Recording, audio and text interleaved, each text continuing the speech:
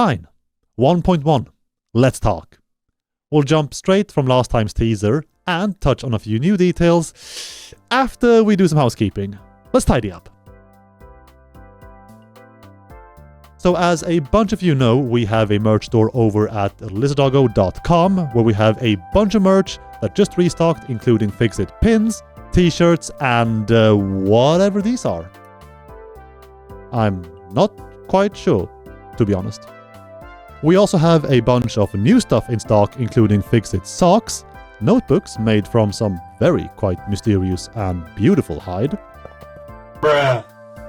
and Fix-It candles.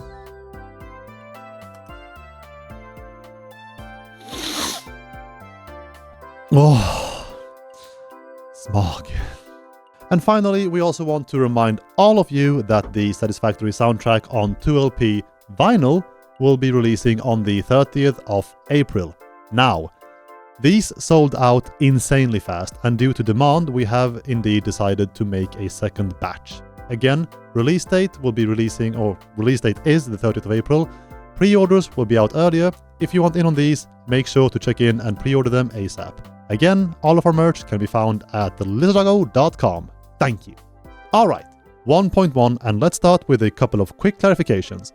The first one being, what does come out first between 1.1 or the game on consoles? We have said in the past that consoles will be hitting first.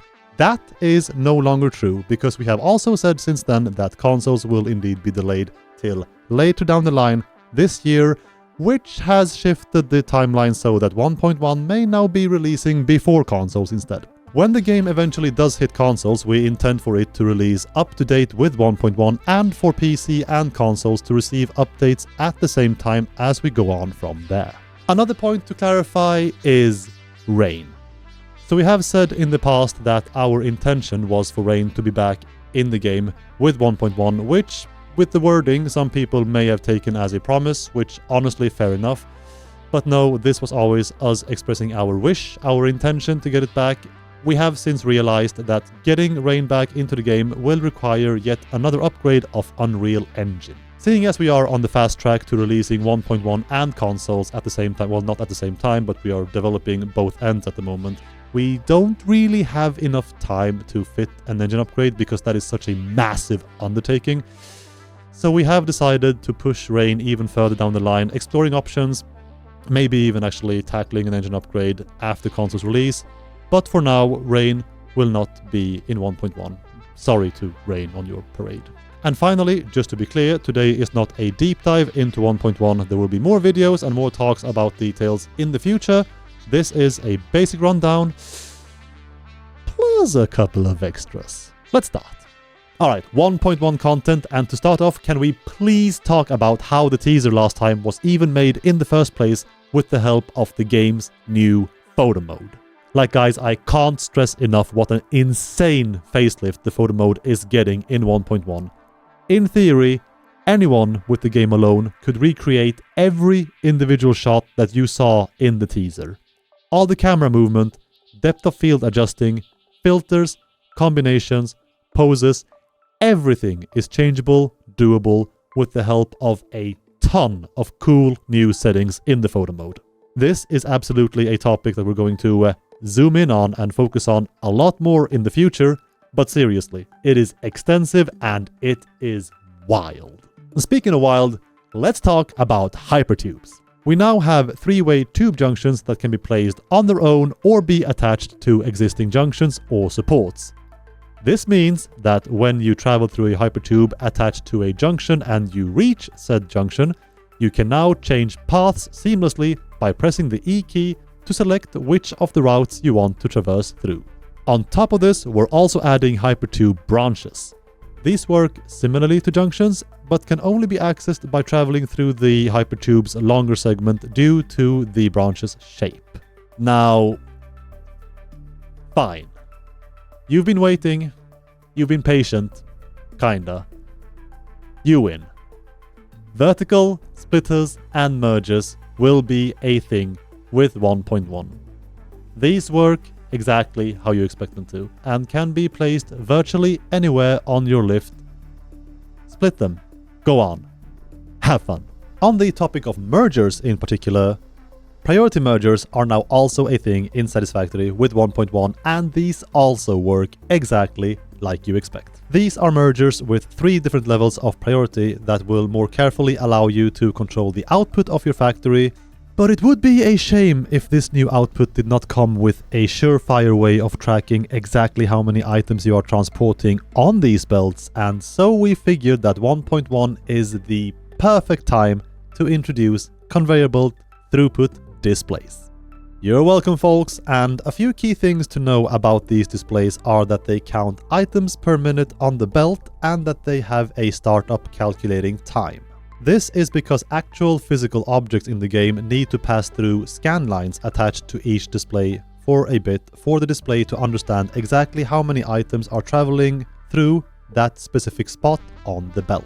Because conveyor belt displays show you how many items are being transported through a specific spot, it is possible to have a conveyor belt that seamlessly goes from, say, a Mark II belt to a Mark III belt and have a display on both segments of these belts, so one on the Mark II and one on the Mark III part, and have 2 different displays show 2 different outputs depending on how fast the belts are.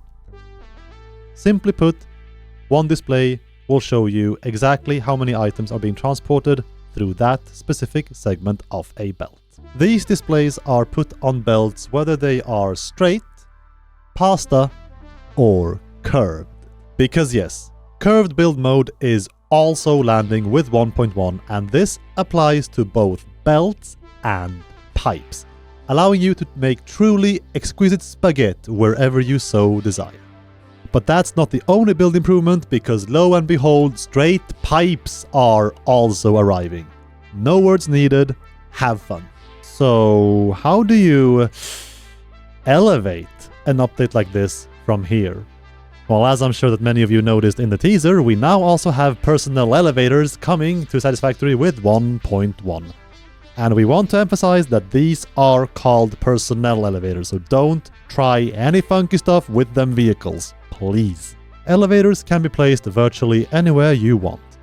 Once you place an elevator, you will be able to zoom it vertically to your desired elevation and add as many elevator floor stops as you wish. You will be able to customize the names for each floor as well as the icons and colors for each button on the elevator panel, taking you to each individual floor. This way, you can keep track of exactly where every single button takes you in the elevator and where every stop leads. Speaking of stops, for all of you train lovers out there, we are also adding railway buffer stops, and these come in to prevent trains from derailing when you manually drive a train and reach the end of a track. They also just look kinda neat, just like all the other new architectural pieces we are adding. Among these are some fresh new beams, cables, vents, fans, and garage doors. Oh, and we also have shelves.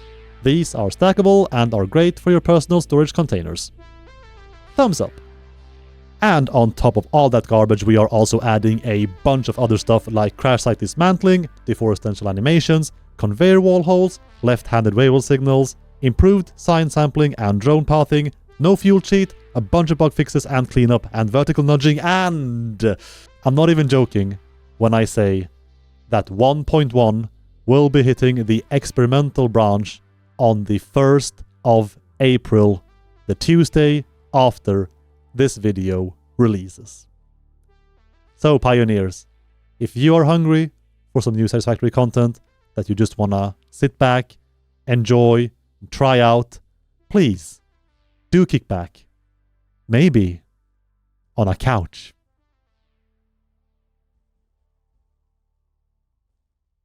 And join us.